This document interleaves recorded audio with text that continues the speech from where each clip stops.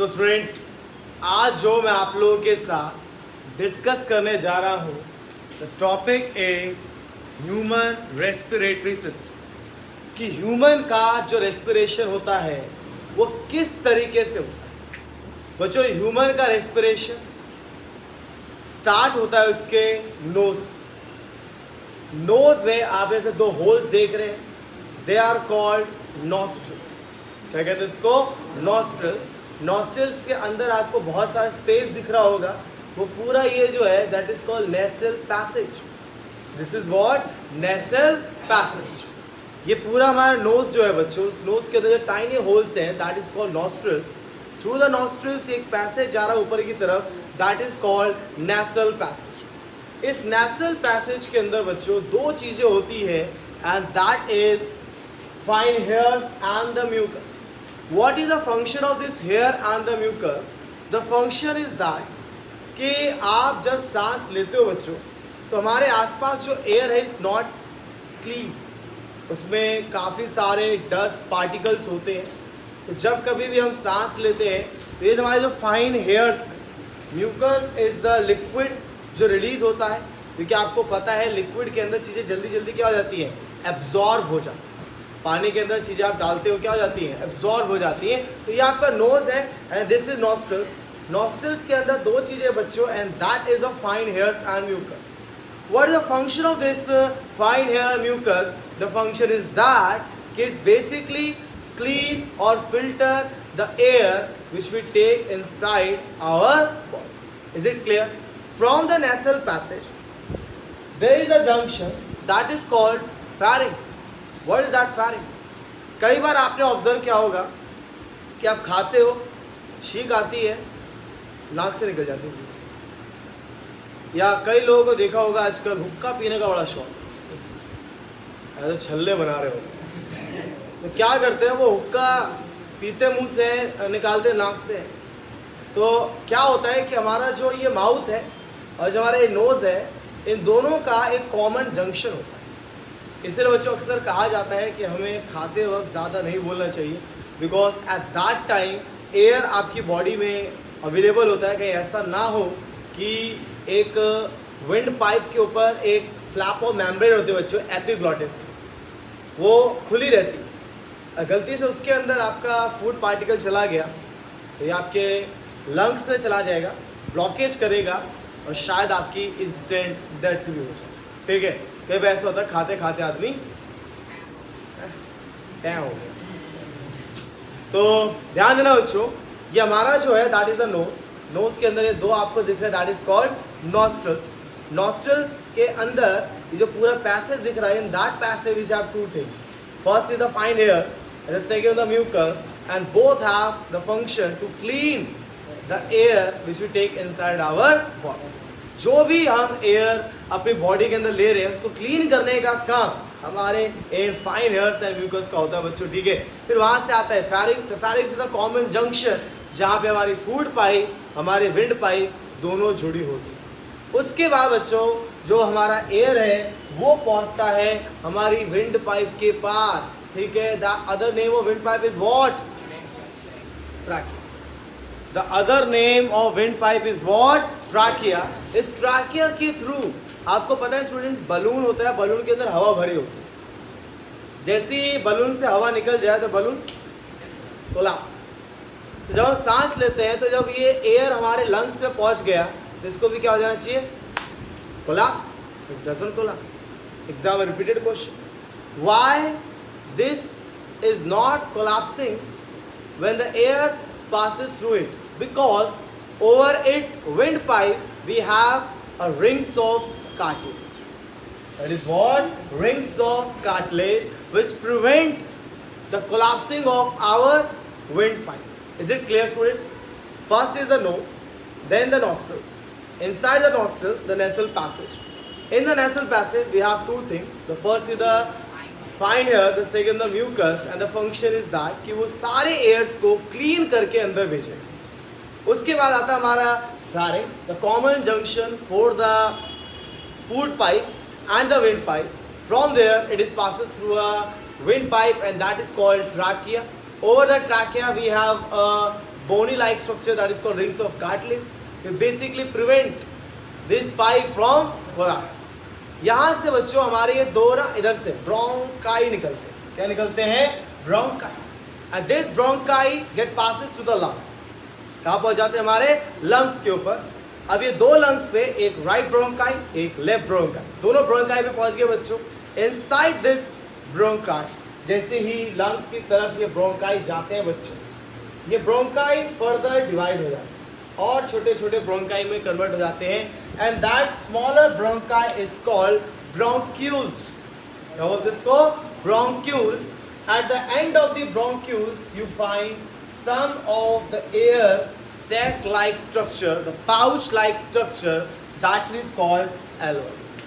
That we call alveoli, where the exchange of gas will take place. Is a repeated question in the board.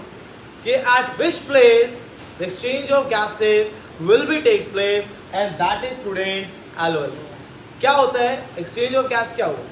जब आप सांस लेते हो, you take oxygen inside your body and carbon dioxide moves out. यही होता है बच्चों. आप ऑक्सीजन लेते हो, कार्बन डाइऑक्साइड छोड़ते हो. ये जो प्रोसेस होता है ऑक्सीजन और कार्बन डाइऑक्साइड का exchange, that will take place in the alveoli. Is a site where the gas exchange will be takes place. और पता है स्टूडेंट्स, अगर सारे alveoli को हम लोग खोल दें अपने तो एक 80 स्क्वायर मीटर का एरिया बन जाएगा बच्चों, जो एक टेनिस कोर्ट के बराबर होगा. तो that much air we can take inside our body. इसीलिए बच्चों जो लंग्स है ऐसा बनाया गया है इतना ज़्यादा ऑक्सीजन हम ले पाएँ, कार्बन डाइऑक्साइड को बॉडी के बाहर फेंक सकें. ठीक है, this is all about the human respiratory system. मैं एक बार रिकैप कर रहा हूँ बच्चों. The first thing is the nose. Inside the nose we have two hole like structure that is called the nostrils. Inside the nostril we have nasal passage. In this nasal passage we have two things, the fine hairs and the mucus. Both has a function to clean the air. ठीक है, दोनों air को clean करते हैं. इसलिए आपने क्या देखा हो, यहाँ साइड साइड में बहुत सारी गंदगी चिपक जाती है, इसको आप कई बार साफ भी करते हैं. ठीक है, तो क्या होता है वो इसके बाद जैसे नेसल पैसेज एंड होता है, we have a common junction that is called pharynx, where both food and wind are present. ठीक है, आफ्टर दैट हमारा क्या आता है? Wind pipe. What is the name of wind pipe? Trachea. What is the name of wind pipe? Trachea. Is that trachea collapsing? Why? Because of rings of cartilage. ये collapse नहीं होता. After the wind pipe air कहाँ जाता है? Bronchi.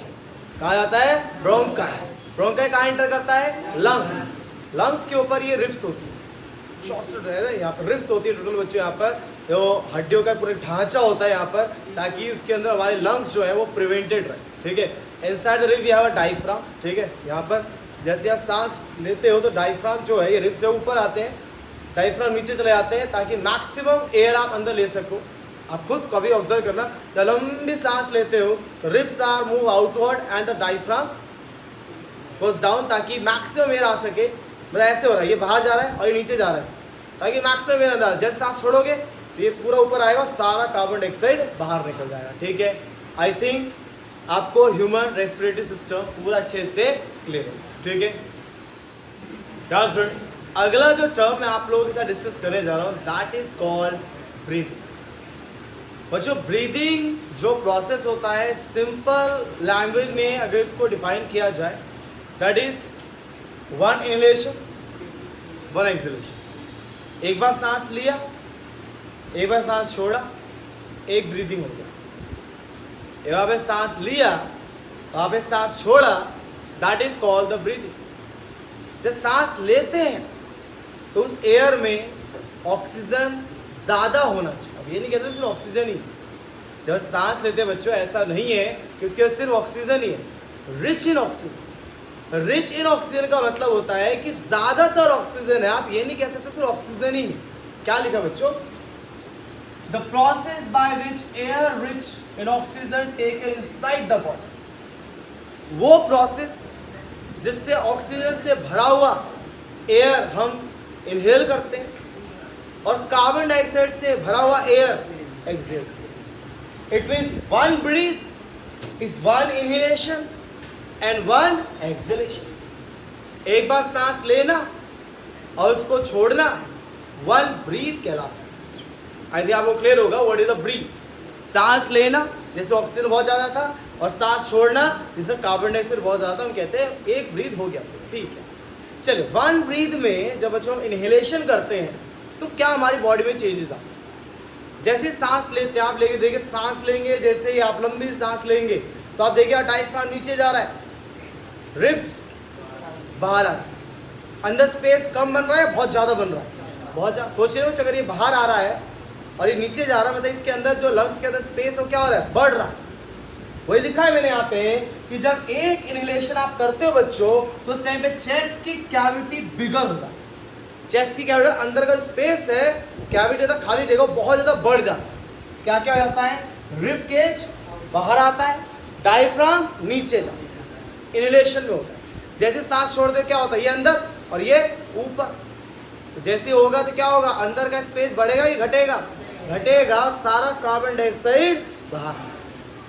तो ये होता है ब्रीदिंग में बच्चों। ब्रीदिंग का मतलब हुआ one inhalation and one exhalation, that is called one breath. Inhalation में क्या क्या हुआ, during the inhalation oxygen rich चीज़ों को हम बॉडी के अंदर ला रहे हैं, एंड ड्यूरिंग दैट क्या क्या चीज़ हो रही है बच्चों, रिब केज बाहर आ रहा है, डायफ्राम नीचे, कोई दिक्कत। और जब एक्सहेल कर रहे हो तो डायफ्राम ऊपर, रिब केज, कोई doubt, is it clear. That is called breathing mechanism. क्या होता है इसको, ब्रीदिंग मैकेनिज्म। एग्जाम में अगर आता है what is the mechanism of breathing, तो बच्चों से पूरा लिखना पड़ता है। इनहेलेशन में क्या क्या हुआ, एक्सहेलेशन में क्या हुआ। और ध्यान रखना हम टेरेस्ट्रियल एनिमल्स हैं, we are living on the lands, लेकिन जो एनिमल्स बच्चों पानी के अंदर रहते हैं, एक्वाटिक एनिमल्स, उनका ब्रीदिंग रेट काफ़ी फास्ट होता है, उनको बहुत जल्दी सांस लेना पड़ता है क्योंकि वहाँ ऑक्सीजन इतना ज़्यादा अवेलेबल नहीं रहता है। पेपर में रिपीटेड क्वेश्चन रहता है कि why the breathing rate is higher in aquatic animals, because the aquatic animals there less oxygen available. उनको जो बचे ऑक्सीजन को जल्दी जल्दी यूज़ करना है तो क्या करते हैं, लगातार जल्दी जल्दी ब्रीथ करते हैं, ब्रीथ आउट करते हैं, ब्रीथ इन ब्रीथ आउट फटाफट करते रहते हैं बच्चों। लेकिन ह्यूमन तो काफ़ी देर सांस रोक के भी खड़ा रह सकते हैं। ठीक है, कोई doubt, what is breathing, one inhalation one exhalation is equals to one. During the breath in there are rich of किसमें होता है, रिच में वो ऑक्सीजन, और जब उसको एक्सहेल करते तो कार्बन डाइऑक्साइड से। Is it clear students, I think यहाँ तक क्लियर होगा ब्रीदिंग क्या है, ब्रीदिंग रेट क्या है, और ब्रीदिंग रेट एक्वाटिक में ज़्यादा क्यों होता है। ठीक है,